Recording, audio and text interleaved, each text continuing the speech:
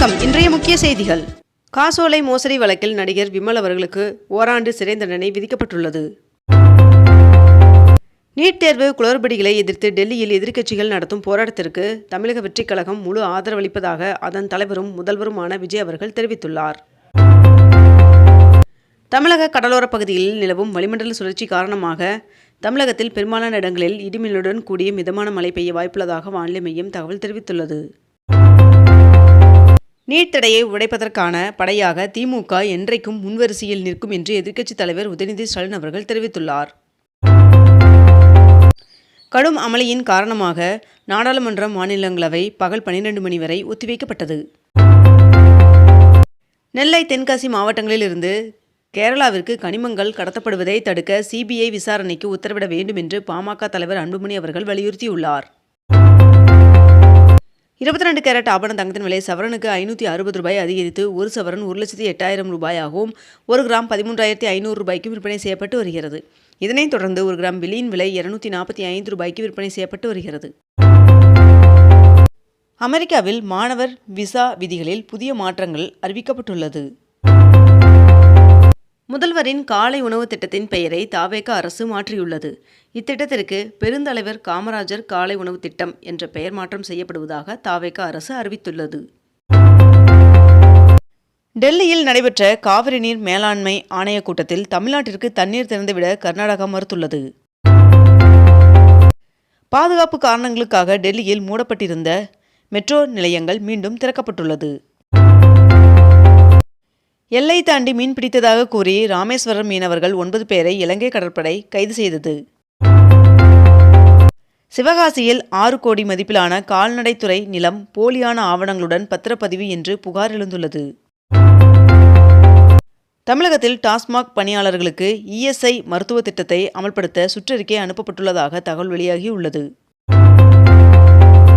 சென்னை மெரினாவில் 78 லட்சத்தில் குளிர்சாதன வசதியுடன் கூடிய பேருந்து நிறுத்தம் அமைப்பதற்கான ஒப்பந்தத்தை மாநகராட்சி நிர்வாகம் கோரியுள்ளது.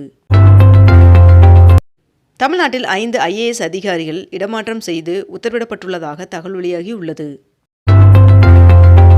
நாடு முழுவதும் கடந்த மாதம் நடத்தப்பட்ட ஆய்வில் 159 தரமற்ற மருந்துகள் கண்டுபிடிக்கப்பட்டுள்ளது. ஒன்றிய அரசின் மொத்த கடன் சுமை 2025-26 நிதியாண்டில் 8% உயர்ந்து 201 லட்சம் கோடியாக அதிகரித்துள்ளதாக தகவல் வெளியாகியுள்ளது. இன்று தமிழகத்தில் ஒரு சில இடங்களிலும் புதுவை மற்றும் காரைக்கால் பகுதிகளிலும் இடிமின்னலுடன் கூடிய லேசான முதல் மிதமான மழை பெய்ய வாய்ப்புள்ளதாக வானிலை மையம் தகவல் தெரிவித்துள்ளது. தமிழகத்தில் பட்ஜெட் கூட்டத்தொடர் ஆகஸ்ட் 5ஆம் தேதி தொடங்கும் என்று சபாநாயகர் பிரபாகர் அவர்கள் தெரிவித்துள்ளார். இந்தியாவின் தலைமையில் பிரிக்ஸ் அமைப்பின் சுகாதார அமைச்சர்கள் மற்றும் நிபுணர்கள் பங்கேற்கும் உச்சி மாநாடு சண்டிகரில் நேற்று தொடங்கியது. புதுச்சேரி ஜிப்மரில் அதிநவீன மருத்துவ நோய் எதிர்ப்பியல் ஆய்வகம் திறக்கப்பட்டுள்ளது. பழனியில் கோவில் நில முறைகேடு தொடர்பாக முன்னாள் இணை ஆணையரிடம் சிபிசிஐடி விசாரணை மேற்கொண்டுள்ளது. 2026ஆம் ஆண்டிற்கான உலகின் மகிழ்ச்சியான நகரங்களின் பட்டியல் வெளியிடப்பட்டுள்ளது. முதல் 10 இடங்களில் ஜெய்ப்பூர் இடம்பெற்றுள்ளதாக தகவல் வெளியாகியுள்ளது. அமெரிக்க அதிபர் டொனால்ட் ட்ரம்ப் அவர்கள் தனது தற்காலிக 10% உலகளாவிய வரி வெள்ளிக்கிழமையுடன் காலாவதியாக உள்ள நிலையில் பல நாடுகள் மீது புதிய வரிகளை விதிக்க திட்டமிட்டுள்ளதாக தகவல் வெளியாகியுள்ளது. ஜூன் மாதத்திற்கான சிறந்த கிரிக்கெட் வீரராக நியூசிலாந்தின் நாதன் ஸ்மித் அவர்கள் தேர்வு செய்யப்பட்டுள்ளார். போர் அச்சம் நிலவினாலும் பேச்சுவார்த்தைக்கு தயாராக இருப்பதாகவும் ஆனால் மிரட்டலுக்கு பணிய மாட்டோம் என்றும் ஈரான் வெளியுறவுத்துறை துணை அமைச்சர் தெரிவித்துள்ளார். இந்தியாவின் கல்வி முறையை RSS கைப்பற்றிவிட்டது என்று ராகுல் காந்தி அவர்கள் தெரிவித்துள்ளார். உத்தரப்பிரதேசத்தில் கல்லூரி மாணவிகளுக்கு இலவச ஸ்கூட்டி வழங்க அமைச்சரவை ஒப்புதல் வழங்கியுள்ளதாக தகவல் வெளியாகியுள்ளது.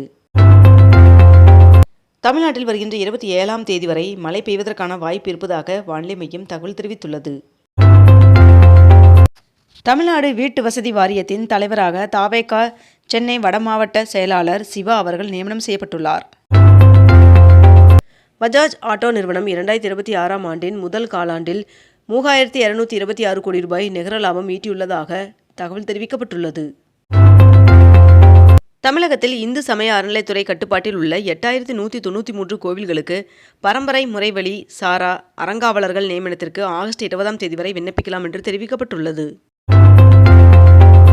பொள்ளாச்சியில் நீர்வளத்துறையில் அறிவிக்கப்பட்ட 22 டெண்டர்கள் ரத்து செய்யப்பட்டுள்ளதாக தகவல் வெளியாகியுள்ளது. அசாம் மாநிலத்தில் ஏற்பட்ட கனமழை மற்றும் வெள்ளத்திற்கு 3,62,000 மக்கள் பாதித்துள்ளனர். மேலும் 10 பேர் உயிரிழந்துள்ளதாக தகவல் வெளியாகியுள்ளது. டிஜிட்டல் பண பரிவர்த்தனைகளில் உலகளாவிய அளவில் இந்தியாவின் நிலை தொடர்ந்து வலுப்பெற்று வருகிறது.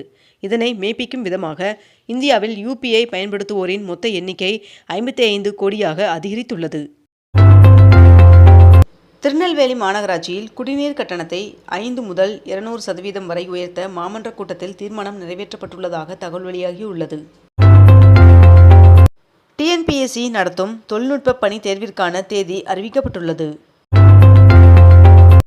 தஞ்சாவூரில் ஹாம்லி டவர்ஸ் என்ற நவீன தகவல் தொழில்நுட்ப வணிக கோபுரம் திறக்கப்பட்டுள்ளது. தமிழகத்தில் தவறு செய்யும் மின்சார வாரிய ஊழியர்கள் மீது ஒழுங்கு நடவடிக்கை எச்சரிக்கை விடுக்கப்பட்டுள்ளது. 2036ஆம் ஆண்டிற்குள் தமிழ்நாட்டை $1.5 டிரில்லியன் பொருளாதாரமாக மாற்றும் தொலைநோக்கு பார்வையுடன் அரசு செயல்படுவதாக அமைச்சர் மதன் ராஜா அவர்கள் தெரிவித்துள்ளார். 96 லட்சம் மதிப்பிற்கு அமெரிக்க பத்திரம் வாங்குவோருக்கு அமெரிக்க குடியுரிமைக்கான கிரீன் கார்டு திட்டம் அமல்படுத்த திட்டமிடப்பட்டுள்ளதாக தகவல் வெளியாகியுள்ளது.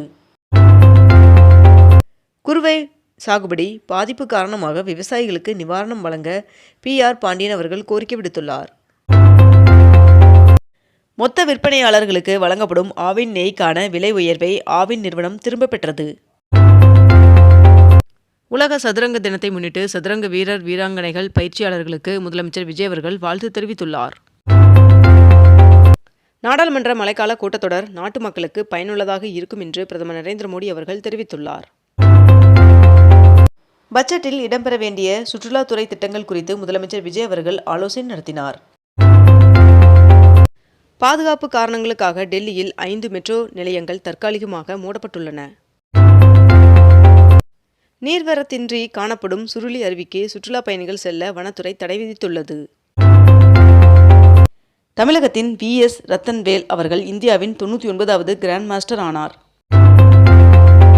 மருத்துவ படிப்பிற்கான நீட் தேர்வில் இந்த ஆண்டு கட் ஆஃப் மதிப்பெண் வரலாறு காணாத அளவில் உயர்ந்துள்ளது.